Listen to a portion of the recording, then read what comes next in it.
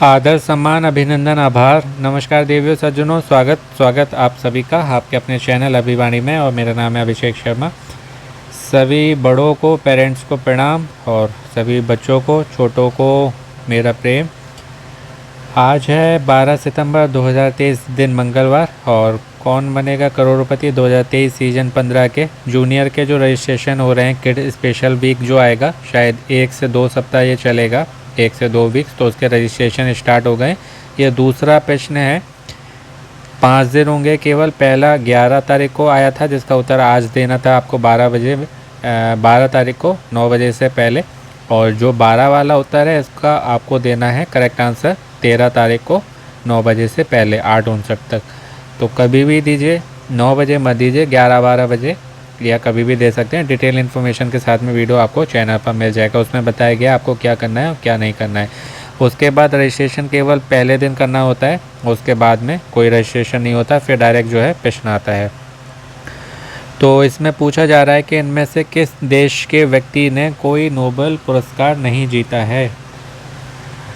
Now in English, A person from which of these countries has not won any Nobel Prize? Options हैं A Pakistan, B Nepal, C चीन या D Bangladesh. तो आज का जो करेक्ट आंसर होने वाला है वो होगा ऑप्शन B नेपाल। मुझे लगता था पाकिस्तान ने नहीं जीता होगा, लेकिन पाकिस्तान ने एक नहीं कई सारे जीते हैं। तो करेक्ट आंसर नेपाल है। बाकी थोड़ा थोड़ा इसके बारे में मैं बता देता हूँ, यदि आप सुनना चाहें तो सुन सकते हैं जीके और बढ़ाने के लिए, नहीं तो नेपाल पे सबमिट करके आप जो है आंसर लॉक कर सकते हैं और वीडियो जो है स्किप कर सकते हैं। लॉन्ग वीडियो जो होता है मैं जीके की तैयारी के लिए बनाता हूँ, जिससे आपका जीके बढ़े और आप जब भी केबीसी में जाएँ तो अधिक से अधिक धनराशि जीतें। क्योंकि केबीसी में जाने से लेके केबीसी में हॉट सीट तक जाने तक सब जगह जो है आपका जीके ही मस्ट है, कंपलसरी है। और केवल आंसर का लिए वीडियो जो है वो मैं चैनल पर शॉर्ट्स में डाल देता हूँ। तो आपने ये तो बहुत सुना होगा कि नोबेल पीस प्राइज़ मिला, नोबेल का जो है ये प्राइज़ मिला, वो प्राइज़ मिला। तो ये होता क्या है? तो आपने एक नाम सुना होगा, अल्फ्रेड नोबेल। ये कौन थे? ये वही थे जिन्होंने जो है डायनामाइट बनाया था, डायनामाइट बॉम्ब जो बनाया था, वो वाले अल्फ्रेड नोबेल। ये जो हैं स्वीडिश केमिस्ट से, इंजीनियर भी थे और इंडस्ट्रियलिस्ट भी थे, यानी कि स्वीडन के रसायनज्ञ यानी कि रसायन शास्त्री जो होते हैं, केमिस्ट्री से जुड़े हुए, इंजीनियर और उद्योगपति।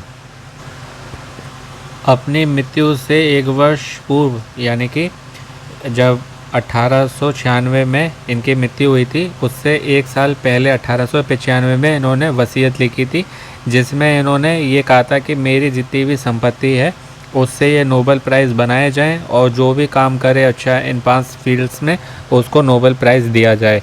तो इस तरीके से जो है इसकी स्टार्टिंग हुई, इसकी शुरुआत हुई।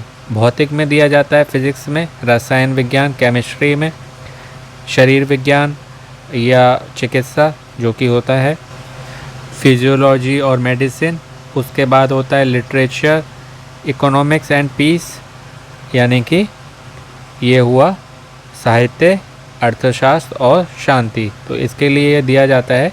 और स्वीडन वो देश है जिसको शांति पुरस्कार को छोड़कर सभी पुरस्कार मिले हैं। ये पूछा जाए कि कौन सा वो देश है जिसको केवल एक पुरस्कार नहीं मिला है, जो कि है पीस प्राइज़, बाकी सब मिले हैं, तो वो है स्वीडन। और कौन सा वो देश है जिसको केवल शांति पुरस्कार ही मिला है, यानी कि केवल पीस प्राइज़ ही मिला है, तो वो है नॉर्वे। पहला जो है 1901 में दिया गया था, सबसे पहला जो है नोबेल प्राइज़। और सबसे लास्ट वाला जो है अब तक वो 2022 में दिया गया है। इसमें मिलता क्या है? जो जीतता है नोबेल प्राइज़ में उसको एक सोने का सिक्का मिलता है, स्वर्ण पदक जिसको बोलेंगे, एक डिप्लोमा मिलता है और विदेशी मुद्रा मिलती है, जो कि हमारे भारत की बात करें तो लगभग जो है शायद उसको कई बार कम किया गया है, शायद 7.25 करोड़ रुपये मिलते हैं। अगर भारत में किसी को मिलेगा तो लगभग मान लीजिए 7.25 करोड़, 7 करोड़ 45 लाख, इतना लगभग उसको मिलता है। और मान लीजिए एक ही फील्ड में 2 चुने जाते हैं एक ही ईयर में, कई बार ऐसा हुआ है, तो वो 2 हिस्सों में बांटी जाती है। 3 होते हैं तो वो 3 हिस्सों में बांटी जाती है। लेकिन इम्पॉर्टेंट बात ये भी है कि एक पुरस्कार ये जो है 3 से अधिक व्यक्तियों को साझा नहीं किया जा सकता है। जैसे मैंने आपको बताया कि यदि एक जीता है तो 7.25 करोड़ उसको मिलेंगे, 2 जीतते हैं तो 50-50, 3 जीतते हैं तो 3 हिस्सों में बटेंगे। लेकिन यदि 4 जने होते हैं तो 4 कभी भी नहीं हुए हैं, तो इसलिए 4 के बीच में कभी भी ये नहीं दिया जाता है, केवल जो है मैक्सिमम 3 होते हैं। जैसे और पुरस्कार आपने सुने होंगे कि इन्हें जो है मरणोपरांत मिला, यानी कि मृत्यु के पश्चात, मरने के बाद। तो ये प्राइज़ जो है मरने के बाद नहीं मिलता है, ये व्यक्ति जब जीवित होता है तभी मिलता है। पर उसका नाम अनाउंस हुआ, उसके बाद उसकी मृत्यु हो गई, तो जो है फिर उसको ये पुरस्कार जो है दिया जाता है उस कंडीशन में। और 3 वर्ष आपसे पूछे जाएं, वो 3 साल कौन से हैं जिसमें किसी को भी कोई भी नोबेल प्राइज़ नहीं मिला है? तो वो है 40, 41, 42। 1940, 1941, 1942, 1940, 41 एंड 42। क्यों नहीं दिया गया था? उस समय द्वितीय विश्व युद्ध चल रहा था, इसलिए किसी को भी नहीं दिया गया था। और जो मैंने आपको कैटेगरी बताई थी कि अलग अलग ये कैटेगरी में दिया जाता है, जैसे भौतिक विज्ञान, रसायन विज्ञान और अर्थशास्त्र में, तो ये संस्थाएं हैं जो कि ये मान लीजिए जैसे 6 पुरस्कार हैं तो उसको देती हैं जो वो 4 संस्थाएं, जैसे भौतिक, रसायन और अर्थशास्त्र में जो देती है, वो प्रश्न पूछा जाए कि वो कौन सी संस्था है, तो वो है royal Swedish academy of sciences. तो इनमें भौतिक, अर्थशास्त्र और रसायन में royal Swedish academy of sciences देती है। फिजियोलॉजी और मेडिसिन मैंने आपको बताया था, उसमें दूसरी संस्था देती है जिसका नाम है कारोलिंस्का इंस्टीट्यूट। ये देती है नोबेल वाला फिजियोलॉजी और मेडिसिन वाला। और साहित्य की बात करें तो वो देती है स्वीडिश एकेडमी। और शांति की बात करें पीस पुरस्कार की, तो वो देती है नॉर्वेजियन नोबेल समिति या नोबेल एकेडमी। तो ये वो देती है। तो ये भी आपको मालूम होना चाहिए कि कौन सी संस्था किस कैटेगरी में देती है। वैसे सोना आपको मालूम होगा कि सोना जो है पीले रंग का होता है, लेकिन ये जो मेडल दिया जाता है ये पहले 23 कैरेट का दिया जाता था 1980 से पहले जितने भी थे। उसके बाद जितने भी दिए जाते हैं वो 24 कैरेट सोने से मढ़े हुए होते हैं, यानी कि सोना चढ़ा हुआ होता है। और वो सोना जो होता है ना वो हरे रंग का होता है। वो आप देखेंगे ना थोड़ा थोड़ा ग्रीनिश आपको दिखेगा वो। अब बात करेंगे जो स्टार्टिंग में जहाँ से वीडियो स्टार्ट हुआ था इसका नोबेल प्राइज़ की जो बात हो रही थी, जो ऑप्शन है, तो पाकिस्तान को 4 बार नोबेल प्राइज़ मिला है। लग रहा था मुझे एक भी बार नहीं मिला होगा, लेकिन 4 बार मिला है।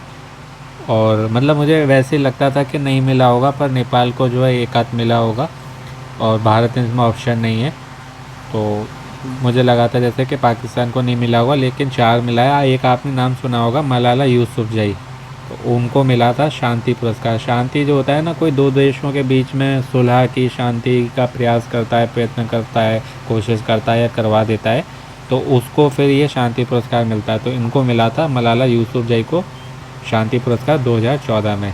तो पाकिस्तान को 4 मिले हैं, नेपाल को 1 भी नहीं मिला है। चीन को कितने मिले हैं? चीन को मिले हैं कुल 8। सबसे लेटेस्ट जो है वो इनको मिला है 2015 में फिजियोलॉजी या मेडिसिन में 2UU को। तो चीन को मिले हैं 8। फिर है चौथा और आखिरी इसमें ऑप्शन बांग्लादेश। बांग्लादेश को कितने मिले हैं? तो इनको केवल 1 मिला है। किसको मिला है? मोहम्मद यूनुस को। किस में मिला है? शांति में पीस प्राइज़ मिला है। कब मिला था? 2006 में। तो बांग्लादेश को 1 मिला है, शांति में मिला है, 2006 में मिला है मोहम्मद यूनुस। तो ये है, तो 1, और फिर चीन 8 और पाकिस्तान 4। नेपाल को 1 भी नहीं मिला, तो इसलिए ये होगा। अब मान लीजिए मुझे पता नहीं है कि नेपाल को मिला है या नहीं मिला, पर मुझे ये पता है कि पाकिस्तान को 4 मिले हैं और चीन को 8 मिले हैं और बांग्लादेश को 1 मिला है, तो बचा कौन? नेपाल। तो इस तरीके से एलिमिनेशन प्रोसेस के थ्रू भी आप करेक्ट आंसर निकाल सकते हैं। आपने देखा होगा हॉट सीट पर भी जो जाते हैं बड़े अमाउंट के प्रश्नों में, वो गैस करके और एलिमिनेट प्रोसेस के थ्रू जो है समय लगा के करेक्ट आंसर निकाल लेते हैं। तो कभी आप जो उलझ जाएं तो इस तरीके से आप सही आंसर जो है निकाल सकते हैं। गैस नहीं करना चाहिए, लेकिन इस तरीके से गैस वर्क करके और जो है कैलकुलेटेड रिस्क जिसको बोलते हैं, आप एलिमिनेशन प्रोसेस के थ्रू करेक्ट आंसर फाइंड कर सकते हैं। तो इस तरीके से ये आंसर हो गया, और जो है ऑप्शन बी पे आपने दर्ज करें या सबमिट पे टच कर देना है। इस तरीके से आंसर लॉक हो जाएगा। इसमें ये कह रहे हैं कि यदि आप अगले दौर के लिए चुने जाते हैं तो केबीसी की टीम 15 दिनों में संपर्क करेगी, और टर्म कंडीशन में लिखा है तो 10 दिनों में संपर्क करेगी। तो आप वो 10 दिन भी मानिए, 15 मानिए, 10 दिन मानिए। फ़ोन का ध्यान रखिएगा, ऐसा नहीं है कि 10 दिन बात करेगी, 10 दिन में कभी भी कर सकती है, 15 दिन में कभी भी कर सकती है, हो सकता है कल ही फ़ोन आ जाए। ठीक है, तो फ़ोन का ध्यान रखना है। और सभी बच्चे जो अच्छे से तैयारी करें, जो भी ये मेरा वीडियो देखते हैं सुनते हैं, माता पिता कर रहे हैं तो बच्चों से अच्छे से प्रेम से तैयारी कराएं, उन्हें जो है फोर्स ना करें, प्रेशर ना डालें, अपने मन से उन्हें तैयारी करवाएं, और जो भी आपको लगता है उनको बता दें, वो कर लेंगे। और मोटिवेट करें उन्हें, और पॉजिटिव रखें, खुद भी रहें।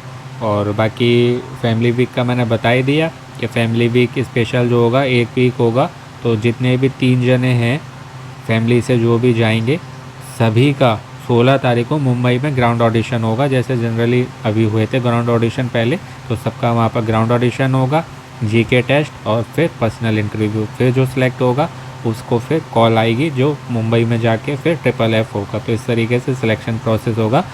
तो उसकी कॉलिंग जो है बंद हो चुकी है। ये मैंने केवल इन्फॉर्मेशन दी है कि जो है मेरे एक जानने वाले हैं, उनका भी सेलेक्ट जानने वाली है, उनका सिलेक्शन हो गया है और कॉल आ गई है। तो उन्होंने मेरे को बताया था, हालांकि ये चीज़ मुझे पहले से पता थी, पर उन्होंने भी मुझे बताया था। तो जिनका सिलेक्शन हो गया उनको बधाई शुभकामनाएं, वो भी तैयारी करें तीनों जने, और आप भी करें जो भी जूनियर में जाना चाहते हैं। बाकी प्ले अलॉन्ग की भी कॉलिंग चल रही है, और FFF की भी बीच बीच में आती रहेगी। तो FFF की जो है 30 नवंबर तक आएगी, और प्ले अलॉन्ग की जो है वो दिसंबर में 2nd वीक तक आने के उसके चांसेस हैं। उसके बाद चांसेस नहीं होंगे। तो इस बात का ध्यान रखिए, अपनों का ध्यान रखिए, स्वस्थ रहिए, मस्त रहिए, प्रसन्न रहिए। सुनते रहिए अभिवाणी भाई अभिषेक शर्मा। आपका दिनों जीवन शुभ हो। शीघ्र मिलते हैं नए वीडियो में। नमस्ते, और again all the very best and best of luck parents and children's.